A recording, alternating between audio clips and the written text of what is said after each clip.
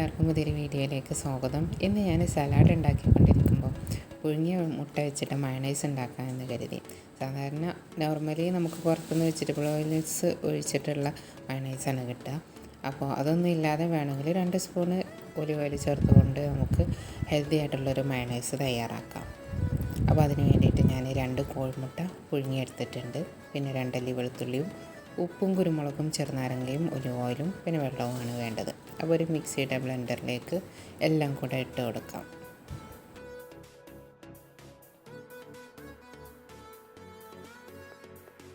കാൽ കപ്പ് വെള്ളം ഒഴിച്ചു കൊടുത്താൽ മതി. ഞാൻ അലോവേര ജ്യൂസാണ് ഒഴിച്ചു കൊടുത്തത്. നോർമൽ വെള്ളം ഒഴിച്ചു കൊടുത്താലും മതി. ഇനി നന്നായി ഒന്ന് അരച്ച് കൊണ്ടുവരാം. 1 മിനിറ്റ് മതിയാകും. എഗ്ഗൊക്കെ നന്നായിട്ട് അരിഞ്ഞ് കിട്ടും. ഗാർലിക് പൊടിയാണെന്നുണ്ടെങ്കിൽ കുറച്ചുകൂടെ എളുപ്പമാണ്. ഇതിൽ വെളുത്തുള്ളി മാത്രമാണ് ഒന്ന് നന്നായിട്ട് അരിഞ്ഞ് കിട്ടാനുള്ളത്. ഇനി ചെറിയ കഷ്ണങ്ങളൊക്കെ ഉണ്ടെന്നുണ്ടെങ്കിൽ അത് നമുക്ക് സെർവ് ചെയ്യുമ്പോൾ എടുത്ത് മാറ്റിയാൽ മതി കേട്ടോ. എന്നാലും കഴിച്ച് കഴിയുമ്പോൾ ഉപ്പും കുരുമുളകും വെളുത്തുള്ളിയുടെ ടേസ്റ്റും എല്ലാം പക്കയാണ്. ചെറിയ പീസസൊക്കെ ഉണ്ട്, ബാക്കിയുണ്ട്. അത് കഴിക്കുമ്പോൾ എടുത്ത് മാറ്റാം.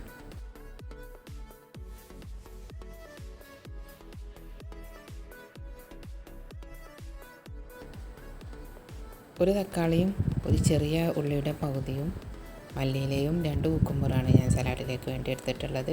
2 ടേബിൾ സ്പൂൺ വീതം വെളുത്ത എള്ളും സൺഫ്ലവർ സീഡും ചേർത്ത് കൊടുത്തിട്ടുണ്ട്. ഇനി മയണൈസ് കൂടെ ചേർത്തിട്ട് നന്നായിട്ട് മിക്സ് ചെയ്യാം. ടേസ്റ്റ് ചെയ്ത് നോക്കിയിട്ട് വേണമെങ്കിൽ ഉപ്പോ കുരുമുളകോ ചേർത്ത് കൊടുക്കാം. ഞാനിപ്പോൾ ടേസ്റ്റ് ചെയ്തപ്പോൾ അതൊക്കെ എനിക്ക് പാകമാണ്.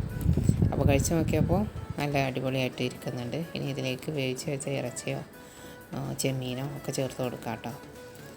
ഇപ്പം ഞാനതൊന്നും ചേർത്തിട്ടില്ല. ജസ്റ്റ് ഇങ്ങനെ തന്നെ കഴിക്കാൻ ടേസ്റ്റ് ഉള്ളതുകൊണ്ട് ഇങ്ങനെ തന്നെ കഴിച്ചു. പിന്നെ കുറച്ചൊരു ബീഫ് റോസ്റ്റ് ഉണ്ടായിരുന്നു സൈഡ്, അതായിട്ടാണ് കഴിച്ചത്. അപ്പോൾ എന്തായാലും ട്രൈ ചെയ്ത് നോക്കൂ, തീർച്ചയായിട്ടും ഇഷ്ടമാവും.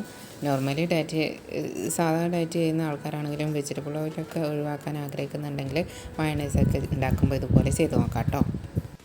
ഇതുവരെ എന്നെ കേട്ടുകൊണ്ടിരുന്ന എല്ലാവർക്കും നന്ദി. പുതിയൊരു വീഡിയോയുമായിട്ട് കാണാം. ബൈ.